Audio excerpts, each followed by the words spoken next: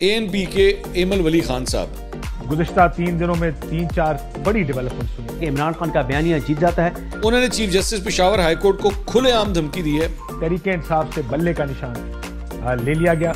इमरान खान का मौक़िफ़ दुरुस्त साबित होता है। परवेज खटक साहब ने एक नया पंडोरा बॉक्स खोल दिया। इलेक्शन कमीशन ऑफ पाकिस्तान ने यह फैसला दिया। इमरान खान की कही हुई बात सच साबित हो जाती है। परवेज खटक साहब ने यह नहीं बताया कि जी बल्ले के निशान की ऑफर की किसने थी। अस्सलाम वालेकुम नाजरीन, डेली मुमताज़ डिजिटल के साथ मैं हूं कायनात फातिमा। नाजरीन, बात करेंगे कल 24 घंटों में, गुज़िश्ता 24 घंटों में क्या कुछ होता रहा और उस हवाले से सीनियर सहाफ़ी और तज्ज़ियाकार क्या राय रखते हैं, उस हवाले से बात करेंगे। सबसे पहले बात करेंगे सदीक जान ने हामिद मीर से माफ़ी मांग ली। इस पर मंसूर अली खान सीनियर सहाफ़ी और तज्ज़ियाकार क्या राय रखते हैं। सबसे पहले आपको बताएं कि उन्होंने कहा कि एक पॉडकास्ट में सदीक जान ने हामिद मीर से माफ़ी मांगी है और उन्होंने क्या अल्फाज इस्तेमाल किए हैं वो बताती चलूँ। हामिद मीर साहब के बारे में, ये सदीक जान जो है हामिद मीर से मुखातिब है एक पॉडकास्ट में। उन्होंने कहा हामिद मीर साहब के बारे में मैं जो भी कहता रहा उसमें अल्फाज का चुनाव बेहतर हो सकता था, लेकिन बहुत सी चीज़ों में गलत था। और जब मैं गिरफ्तार हुआ तो हामिद मीर साहब ने मेरे लिए ट्वीट किया। जिस तरह हामिद मीर साहब जाकर बलोच खवातीन के साथ खड़े हुए हैं, इससे मेरे दिल में उनके लिए एहतराम और बढ़ गया है और मैं एक बार फिर माजरत करता हूं जो मैंने उनके खिलाफ ट्वीट और व्लॉग किए थे। मैं आज जाकर उनके खिलाफ किए गए तमाम व्लॉग और ट्वीट्स डिलीट कर दूंगा। अब ये बात उन्होंने की है और इस तरह उन्होंने एक पॉडकास्ट में माफ़ी मांगी है हामिद मीर साहब से। इस पर मंसूर अली खान ने अपनी राय दी है और उन्होंने कहा है कि इस बात के दो पर्सपेक्टिव्स हैं। एक ये कि उनके अंदर ये करेज है कि उन्होंने इस चीज़ को एक्सेप्ट किया, ये बहुत बड़े जिगरे की बात है कि उन्होंने इस चीज़ को एक्सेप्ट किया और माफ़ी मांगी, उनको अपनी गलती का एहसास हुआ। लेकिन वो ये भी साथ साथ कहते हैं कि कुछ लोग होते हैं जो हैबिचुअल जो है वो माफ़िया मांगते रहते हैं, वो गलती करते हैं माफ़ी मांग लेते हैं, गलती करते हैं माफ़ी मांग लेते हैं, तो ऐसा नहीं होना चाहिए। और दूसरा पर्सपेक्टिव उन्होंने ये कहा कि इख्तलाफ रखना कोई बुरी बात नहीं है, इख्तलाफ रखें, लेकिन उन्होंने कहा कि इख्तलाफ करके लिंक्स को जोड़ना एक बहुत ही गलत बात है, क्योंकि आप इख्तलाफ करते हैं तो लिंक्स जोड़ देते हैं कि तुमने उससे पैसे लिए होंगे, तुम तो पैसे लेते हो, तुमने तो पैसे लिए ही होंगे। वो ये कहते हैं कि इस तरह जो है आप किसी की क्रेडिबिलिटी को हिट करते हो तो इससे उसकी फैमिली के लिए इश्यूज हो जाते हैं, उसकी फैमिली जो है वो बहुत से कॉन्सिक्वेंसेस फेस करती है। तो इस तरह नहीं करना चाहिए। आपका इख्तलाफ रखने का हक है, आप किसी की बात से इख्तलाफ रख सकते हो, लेकिन किसी की क्रेडिबिलिटी को नहीं हिट करना चाहिए, किसी के साथ किसी के लिंक्स नहीं जोड़ने चाहिए। उन्होंने इस बात के ये दो पर्सपेक्टिव्स रखे।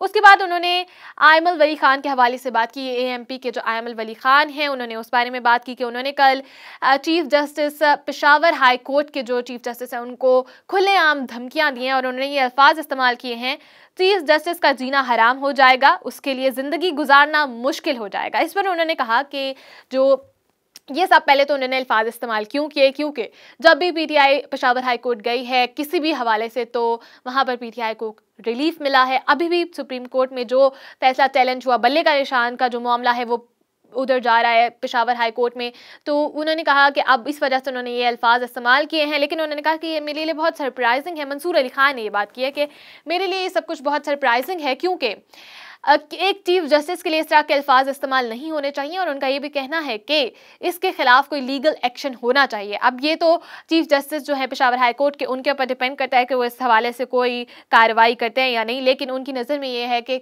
उनका कहना है कि मेरी नज़र में इस चीज़ की कार्रवाई होनी चाहिए। उसके बाद उन्होंने परवेज़ खटक के हवाले से बात की। परवेज़ खटक ने जो कल मीडिया टॉक किया उसमें उन्होंने जो बयान दिया है कि मुझे बल्ले के निशान की ऑफ़र हुई थी, तो उस पर उन्होंने कहा कि उन्होंने ये तो कहा कि मुझे बल्ले के निशान की ऑफ़र हुई है, लेकिन उन्होंने ये बात वाज़ेह नहीं की कि बल्ले के निशान की जो ऑफ़र की थी वो किसने की थी, उनका ये सवाल था। उसके बाद इसी बल्ले के निशान को लेते हुए काशिफ अब्बासी अपनी क्या राय देते हैं। उनका ये कहना है कि बल्ले का निशान इलेक्शन कमीशन ऑफ पाकिस्तान ने PTI से ले लिया है।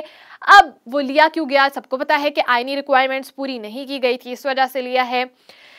उन्होंने ये कहा है कि अब ये डिपेंड करता है सुप्रीम कोर्ट के ऊपर कि वो क्या फैसला करती है। अगर तो उनको PTI को, काशिफ अब्बासी की राय है कि अगर PTI को सुप्रीम कोर्ट की तरफ से कोई रिलीफ नहीं मिलता इस मामले में और PTI को बल्ले का निशान नहीं दिया जाता तो PTI के लिए बहुत मुश्किल हो जाएगा, बहुत टफ हो जाएगा, क्योंकि उन्होंने ये बात की कि जो ये निशान है, पार्टियों के निशान, ये इसलिए दिए जाते हैं जो पढ़े लिखे लोग नहीं हैं, उनको वो पढ़ लिख तो नहीं सकते, तो वो निशान के तौर पर ही अपना वोट लगाते हैं, अपना ठप्पा लगाते हैं। निशान आए ही इसी वजह से थे।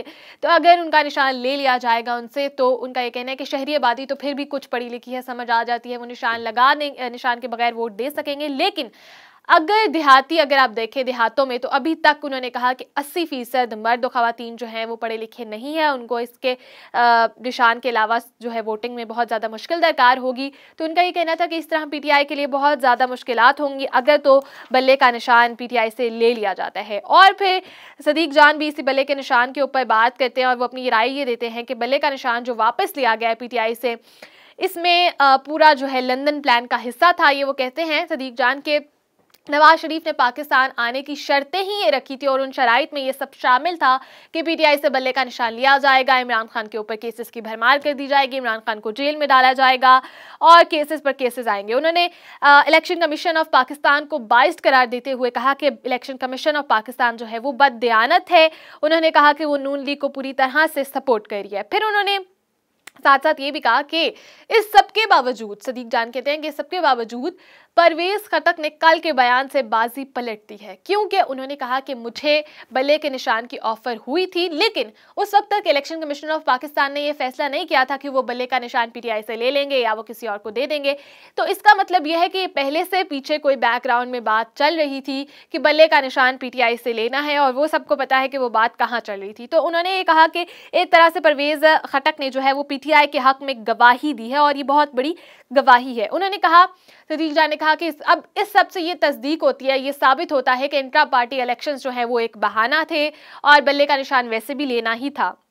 उन्होंने कहा कि इस बात से ये भी तस्दीक होती है कि पाकिस्तान की तारीख में इस वक्त जो है बदतरीन इलेक्शन होने जा रहे हैं और उन्होंने कहा कि इमरान खान के ऊपर हर किस्म के बोगस केसेस जो हैं वो डाले जा रहे हैं और इस सब में इलेक्शन कमीशन ऑफ पाकिस्तान जो है वो बराबर की नून लीग के साथ जो है शामिल है। और उन्होंने इलेक्शन कमीशन ऑफ पाकिस्तान को शर्मनाक का लफ्ज़ इस्तेमाल करते हुए कहा कि उनको शर्म आनी चाहिए कि वो इस तरह के कामों में नून लीग का साथ दे रहे हैं। तो ये थी नाजरीन कल 24 घंटे की गुज़श्ता 24 घंटों की खबरें। उन पर सीनियर सहाफ़ी और तज्ज़ियाकार ने अपनी ये राय दी है, ये अल्फाज इस्तेमाल किए हैं। मजीद आने वाले 24 घंटों के बारे में आपको आगाह करेंगे। अब तक के लिए दीजिए इजाज़त। अल्लाह हाफ़िज़।